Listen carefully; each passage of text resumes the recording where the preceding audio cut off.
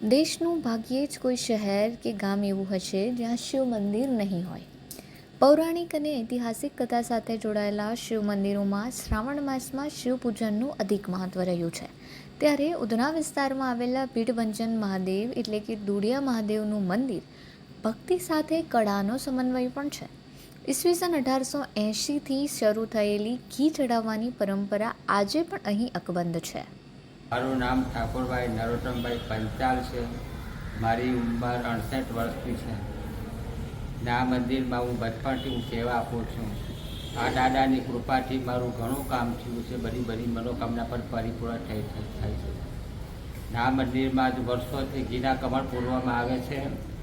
ને એ ઘીને ગરમ કરીને એને થોડું ઠંડુ પાડીને પાટિયા તરફીને પાટિયા પૂરવામાં આવે છે. ને પછી એને જાત જાતના અલગ અલગ પ્રકારના એના ચિત્ર દોરવામાં આવે છે ભગવાનના. સામાન્ય રીતે મોટાભાગના શિવ મંદિરોમાં શ્રાવણ મહિનામાં ઘીના કમળ ચડાવાય છે. ત્યારે ભીડભંજન મહાદેવના મંદિરમાં માગસર મહિનામાં પણ ઘીના કમળ અર્પણ કરાય છે. અહીંની માન્યતા છે કે નિસંતાન દંપતીને સંતાન ન થતું હોય તો અહીં ભગવાનને ચડાવેલા ઘીનું કમળનું પ્રસાદી સ્વરૂપે આરોગવાથી નિસંતાનને સંતાન પ્રાપ્તિ થાય છે. આ ઘીના કમળ પર પ્રથા ચડાવવાની 144 વર્ષ છે. આ વિસ્તાર ઝાડી જંગલવાળો હતો અને ખૂબ ધૂળ ઉડતી હતી ને એ ધૂળ બધી શિવલિંગ પર આવીને પડતી હતી. ત્યારથી નામ પડ્યું, એનું નામ દુડિયા મહાદેવ.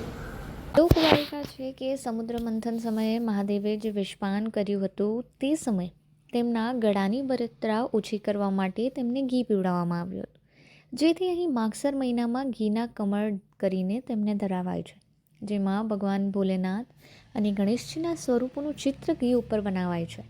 દરરોજ ઓઇલ પેઇન્ટ કરેલા અલગ અલગ ચિત્ર મૂકવામાં આવે છે.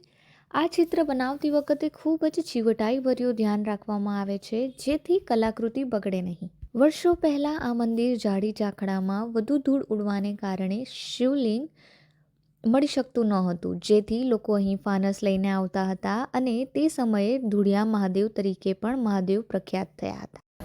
શીતલ અજયકુમાર ચાપાનેરિયા. 45 વર્ષ, પણ હું મારું પિયર પણ ઉઠ્યા અને સાસુ પણ ઉઠતા, એટલે 45 વર્ષ તો થયા જ મને આવતા. પણ આ મંદિર તો મારા પપ્પા, મારા દાદા બધા જ અહીંયા આવતા હતા, એટલે નાનપણથી અમે પણ અહીંયા જ સાથે એમની સાથે આવતા હતા. અને અનેકો માનતા મેં માની હશે સારા વર માટેની, એટલે નાનપણથી આપણે પહેલાં ભણવાનું હોય, પછી પનવાનું હોય, પછી છોકરાઓ માટેની બધી મનોકામના મારી અહીંયા આવીને પૂર્ણ થઈ છે.